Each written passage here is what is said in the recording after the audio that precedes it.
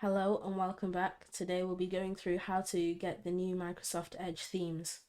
So you click here and we go to the settings here.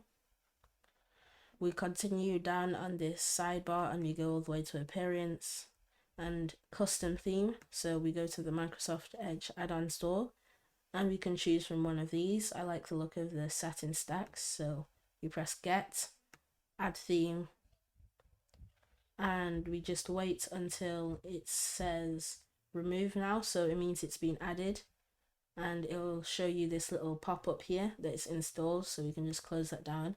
And now if you go to a new browser, you'll see that you have now got the theme installed. So there is a lot of themes here, from Halo, from Wonder Woman, Microsoft Flight Simulator, so there's a lot of variation, so be sure to check them out. So you can also leave reviews on them if you click on it and just add a review. So apart from that, that's it. Thanks for watching and I'll see you around.